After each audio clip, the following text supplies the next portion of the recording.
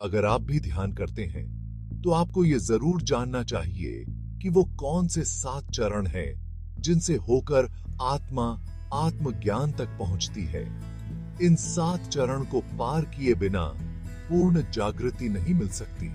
तो चलो जानते हैं कौन से हैं वो 7 चरण। आज हम बात करेंगे आत्मा के 7 चरणों की उस रहस्यमय यात्रा के बारे में जिससे हर इंसान को गुजरना पड़ता है। ये 7 चरण हमारे आध्यात्मिक विकास के विभिन्न स्तरों को दर्शाते हैं। इस यात्रा में हम आत्मा के विकास की गहराई को समझेंगे। पहला चरण, जागृति। यह चरण तब शुरू होता है जब व्यक्ति को पहली बार यह एहसास होता है कि जीवन केवल भौतिक सुखों तक सीमित नहीं है।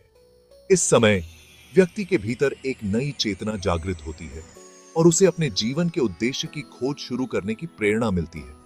इसमें आपको जीवन के असली मायनों का बोध होने लगता है। दूसरा चरण, शुद्धिकरण, प्यूरिफिकेशन। इस चरण में व्यक्ति अपने भीतर की नकारात्मकता और अज्ञानता को दूर करने का प्रयास करता है। यह आत्मा की शुद्धिकरण की प्रक्रिया है जहां व्यक्ति अपने कर्मों, विचारों और भावनाओं की गहन समीक्षा करता है। ध्यान, साधना और आत्मनिरीक्षण के माध्यम से वह अपनी आत्मा को शुद्ध करता है। यह एक कठिन लेकिन आवश्यक प्रक्रिया है जहां पुराने आदतों और नकारात्मकता से मुक्ति मिलती है। तीसरा चरण, अंतर्दृष्टि, इनसाइट। शुद्धिकरण के बाद व्यक्ति के भीतर गहरी अंतर्दृष्टि जागृत होती है। इस चरण में व्यक्ति को अपने जीवन के बारे में नए दृष्टिकोण मिलते हैं। उसे अपने और दूसरों के संबंधों की गहरी समझ प्राप्त होती है।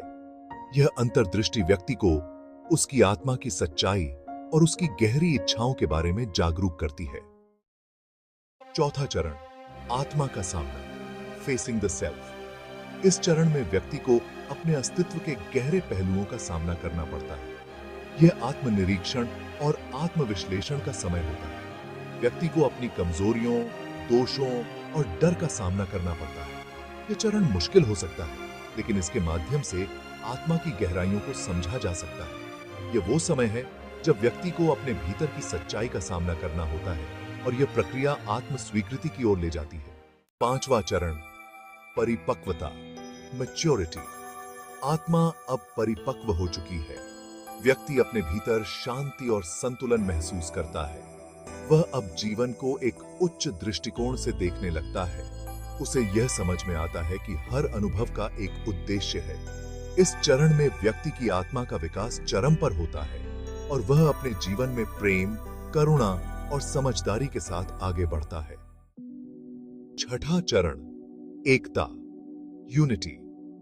इस चरण में व्यक्ति को यह एहसास होता है कि वह केवल एक सीमित इकाई नहीं है, बल्कि वह इस ब्रह्मांड का एक हिस्सा है। उसे अपनी आत्मा और ब्रह्मांड की आत्मा के बीच की एकता का अनुभव होता है।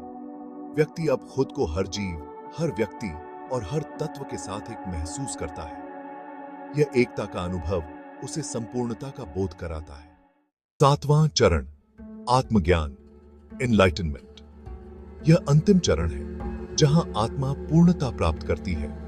यह आत्मज्ञान की स्थिति है जहां व्यक्ति को अपने सच्चे स्वरूप का बोध होता है। उसे यह समझ में आता है कि वह ब्रह्मांड का अंश है और वह अनंत है। आत्मा इस चरण में सभी बंधनों से मुक्त हो जाती है और उसे परम शांति और आनंद की प्राप्ति होती है। यह वह अवस्था है जहां व्यक्ति को अपने और ब्रह्मांड के बीच कोई विभाजन नहीं दिखता और उसे सब कुछ एक रूप में दिखाई देता है। तो दोस्तों, यह थी आत्मा की 7 चरणों की यात्रा। यह यात्रा कठिन हो सकती है, लेकिन इसके प्रत्येक चरण में हमें एक नई सीख, एक नई दिशा मिलती है।